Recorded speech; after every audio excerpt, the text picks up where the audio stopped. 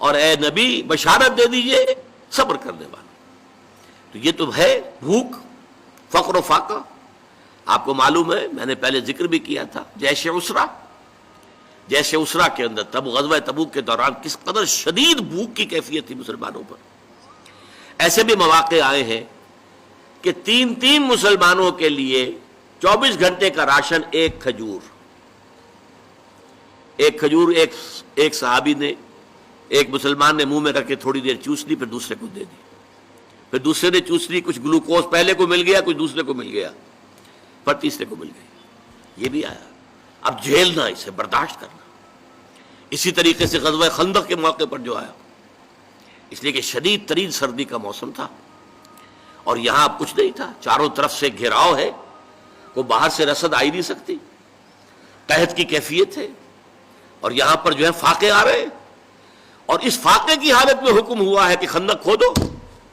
اور مدینے کی زمین جو ہے پتھریلی زمین ہے، ٹھیک ہے، وہاں پہ ریت بھی ہے، لیکن خندق کھودنے کے لیے تو ریت سے نیچے جانا پڑے گا نا، پتھروں کے اوپر. چنانچہ ایک واقعہ آتا ہے کہ ایک بڑی چٹان آ گئی، تو جس چٹان کو بہت سے مسلمانوں نے کوشش کی اپنے اس تیشوں کے پھاوڑوں کے ذریعے سے توڑنے کی، نہیں توڑ سکے. پھر حضور نے ضرب لگائی ہے تو وہ ٹوٹی. تو وہ چٹانیں جو ہیں ان کو توڑ رہے ہیں اور ہے فاقے سے. تو لوگوں نے اپنے پیٹوں کے اوپر پتھر باندھے ہوئے اپنی چادروں کے ساتھ کس لیے ہیں، تاکہ ایک تو وہ کہ ہنگر پینز نہ ہوں، وہ جو پیٹ کے اندر بروڑا اٹھتا ہے درد کی وجہ سے.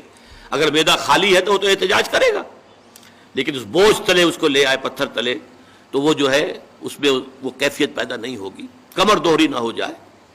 اور جب حضور سے شکوہ کیا کہ حضور دیکھیے اب ناقابل برداشت ہو رہا ہے معاملہ، دیکھیے کرتے اٹھا کے لوگوں نے دکھایا، ہم نے پتھر باندھے ہوئے. آپ نے اپنا کرتا مبارک اٹھا کر دکھایا، وہاں 2 پتھر بندھے ہوئے.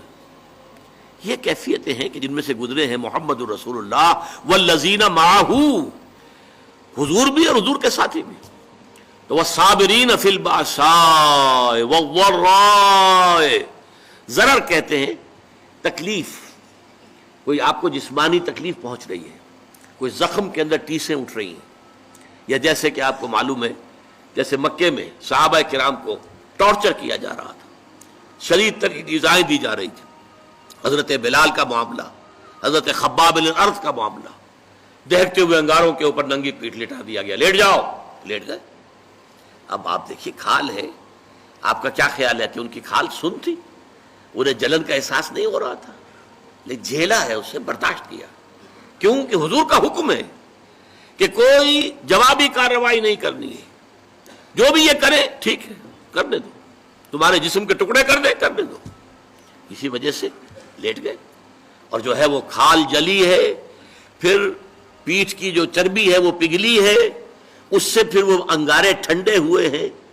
یہ کیفیت ہے، جھیلنا ہوتا. تو یہ جھیلنا جو ہے برداشت کرنا، تحمل. والصابرین فی البأساء والضراء وحین الباس.